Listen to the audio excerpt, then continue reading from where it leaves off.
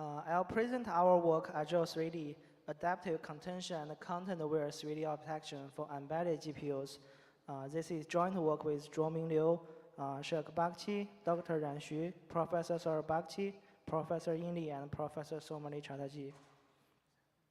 So here's the outline of my presentation. I will start from the background and motivational studies, then introduce our system design Agile 3D, followed by a comprehensive evaluation, finally the conclusion. So autonomous driving vehicles use LiDAR to capture 3D point clouds. These point clouds provide accurate depth information, but processing them is costly on embedded GPUs. Nevertheless, autonomous vehicles are equipped with embedded GPUs that has limited compute resources and power. Moreover, multiple applications could contend for the shared resource. When we compare 2D images with 3D point clouds, we can see that 2D images usually have a fixed number of pixels, which leads to a stable computational workload. However, point clouds, depending on the environment, can be either dense or sparse, and this diversity leads to fluctuating computational workloads. So we start our motivational study by comparing the latency distribution of 2D and 3D models and also the memory size of them. We found that the latency distribution differs significantly between 2D and 3D models. For 2D models, the backbone, which is the blue bars, dominates the latency consumption, followed by the neck and the detection head. Where for the 3D models, the 3D encoder, which is represented in red bars, overshadows the backbone and the neck and detection head, and takes the largest latency consumption. This is because that the point cloud data are naturally sparse, unordered, and irregular, so which makes them unsuitable for standard convolutional operations. And the 3D encoder needs to convert those raw point clouds into structured feature maps, so we can use the popular deep neural networks to on the 3D architecture task. And there are two common strategies. The first one is voxel encoder, and the second one is pillar encoder, and they have their own pros and cons. For example, for voxel encoder, even though it can capture rich spatial details, it has higher memory and compute cost, and often requires efficient 3D sparse convolutions to process the feature map. And for pillar encoders, it is faster and more memory efficient, but it loses vertical resolutions and may underperform in scenarios where the height variation is critical. Then our next motivational study showed that the high latency variance of 3D models, especially under contention scenarios. We measured the 3D model inference latency under various contention levels. Each arrow bar in this figure represents a 3D model under a certain contention level. And there are two types latency variance we can observe. The first one is within model variance, and this is mainly because the data variability, you can either have dense or sparse point clouds. And the second one is between branch variance. This is mainly because the model architecture difference. As we can see from the figure, as the contention level increase, it can limit the number of branches within a certain latency SO, and this emphasizing the need for contention and content-aware 3D system design. Then our next motivational study reveals that there's no single model can dominate across all latency ranges, motivating the need for multi-branch, multi-model design. This is mainly because in autonomous systems, the latency and accuracy requirements may vary based on environmental conditions, system speed, and operational demands. So the system needs to be able to adapt to different user requirements at runtime. And our final motivational study reveals that there's a notable variability in the optimal branches across different contexts, which requires a content-aware design. We have 3 variations of point clouds here. In the left figure, all the objects are vehicles, and in the middle figure, all the objects are pedestrians, and in the right figure, it's a combination of pedestrians, vehicles, and cyclists. And we can say that if we pay attention to the top 5 branches for each different input content, the top 5 branches are very different. And in vehicle-only scenario, the pillar-based models prevail due to the straightforward geometrical input data. And for pedestrian-only sense, voxel and center-based detection had excel due to their robustness to smaller variant orientations of objects.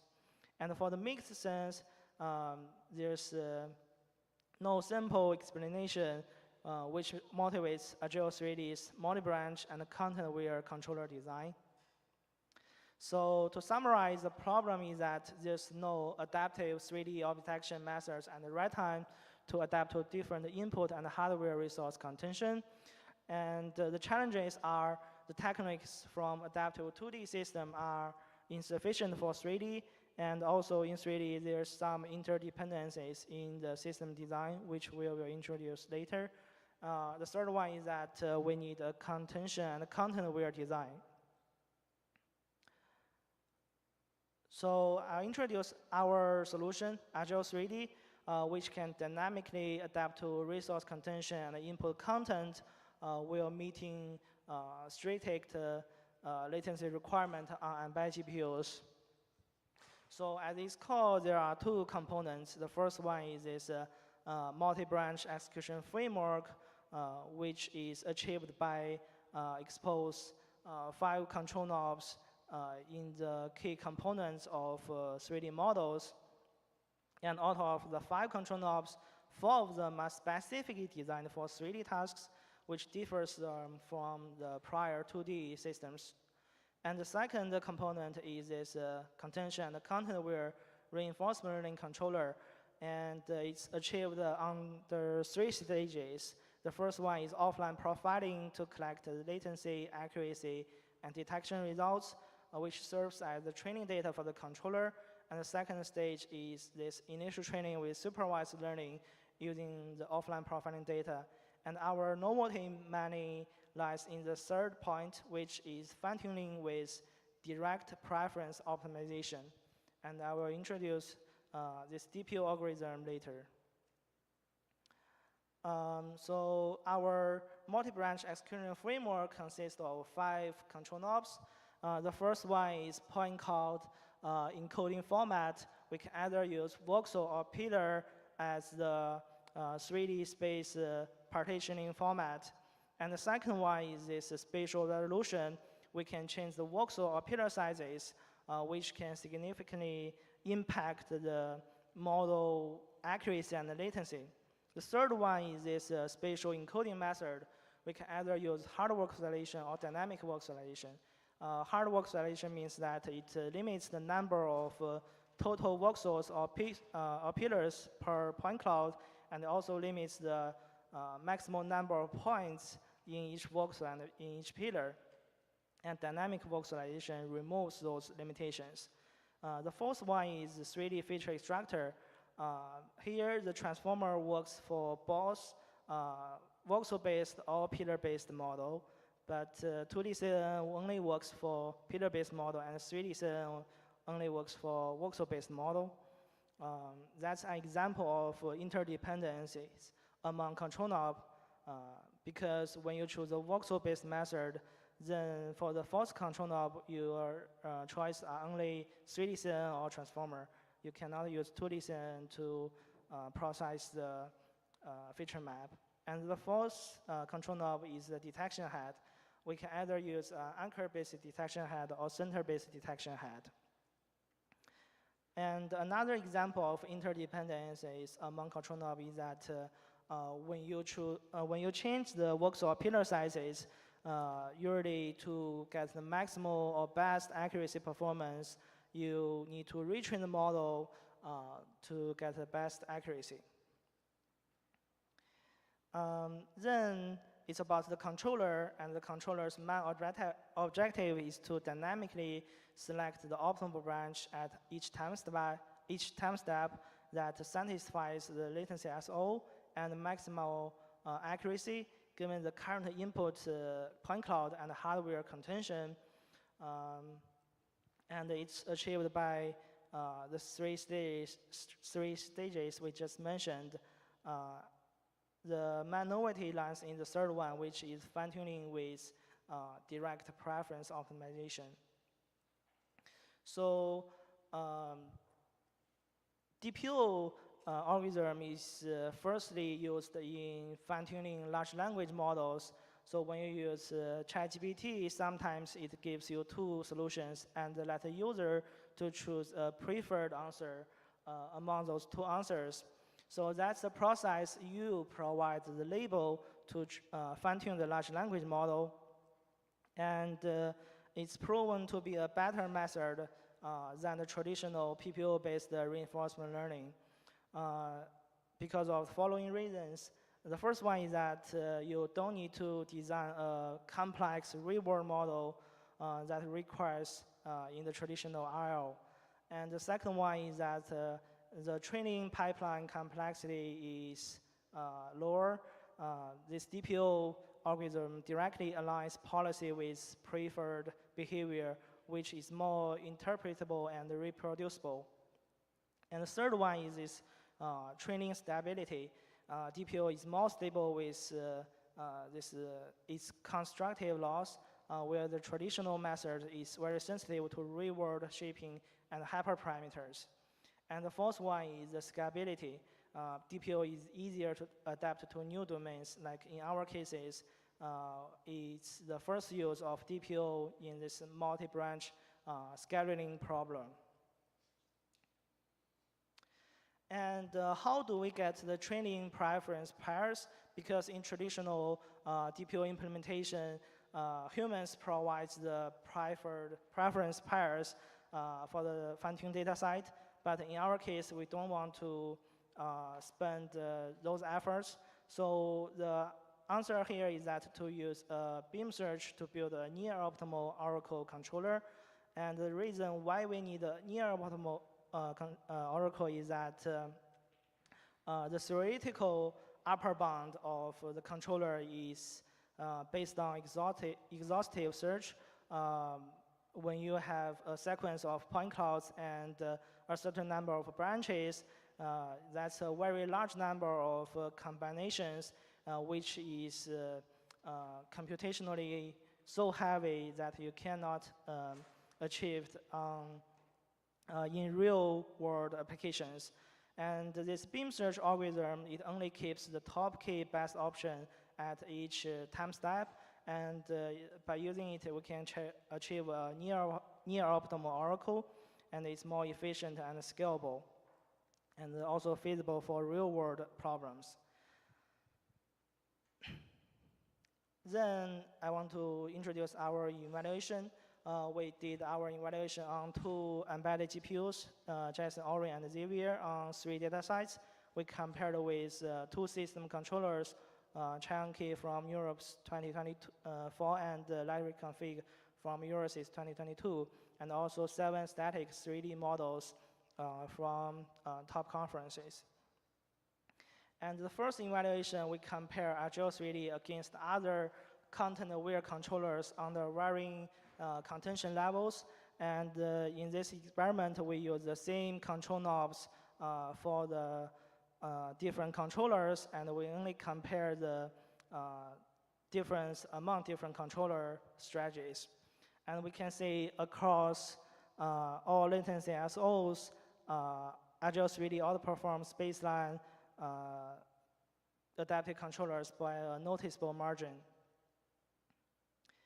And the second evaluation, we compare Agile 3D against the SOTA static models across 3 different data sites on 2 devices under various latency SOs. We can see Agile 3D, which is represented in red curve, outperforms the baselines by a large margin, and these trends hold across different data sites and constantly highlighting our better performance in a dynamic setting. And then we have some macro benchmarks. We show how Agile 3D adapt to varying contention levels. Here the x-axis is the different contention levels, and the y-axis is accuracy. And here we have a bar for 500 millisecond latency SO. And we can see that Agile 3D, which is in red curve, can always satisfy this latency SO, but baselines either violate the target or underutilize the budget. And then we show the switching overhead between branches on 2 embedded devices. We buffered all the candidate branches in the memory, so this overhead is only the transition from GPU memory to GPU cache. And our last 2 benchmarks, we show that the Pareto frontier distribution of Agile 3D, we can see that this DSVT branches, which is based on transformer architecture, dominates the high accuracy region, where the center point branches, which is based on traditional convolutional operations, excels in the low latency range. And also we show the how voxel or pillar sizes can affect the system performance, where we see the smaller voxel size, even though theoretically can offer higher resolution, but do not constantly enhance accuracy. Then the small objects like pedestrian and cyclists are more sensitive to the voxel or pillar sizes. And then finally, it's our conclusion. So we introduced the first adaptive 3D object detection system for embedded GPUs, and we designed and implemented a contention and content-aware controller. And across different data sites and hardwares, we achieve better performance than baselines. Thanks for listening. Scan our QR code for more information. Thank you so much. Let's thank the speaker for the presentation.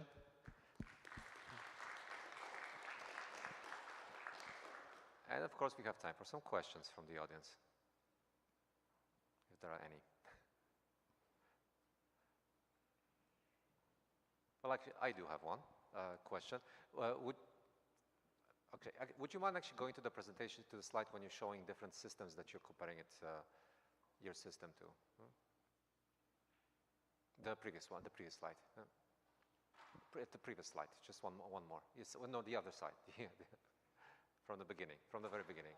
Yeah, evaluation, this one, yes, thank you. So you have used a lot of systems to compare your system against, which is very impressive. But how easy was for you to compare that? Because these are complex systems, I believe. So did you have to contact each of the authors of these papers to provide you the source code for implementation, or these papers had an open source code for you to download it and compare against? Yes, that's a good question, Professor. All the baselines we compared here provides the open source implementation, and our work is actually based on all the open source 3D static models. We incorporate 5 to 6 3D models as our branches, combined with our control knobs to further increase the branch number to 55. So we have 55 different models. And then for the controller part, this library config is the traditional supervised learning, which we used in our second step of when we train the scalar controller. And this chunky is a simpler Q-learning-based IR controller. So I would say the community provides good resources for us. For us comparison, okay, yeah. Okay. Thank you so much, thank you for the answer. Let's thank the speaker once more, thank you so much.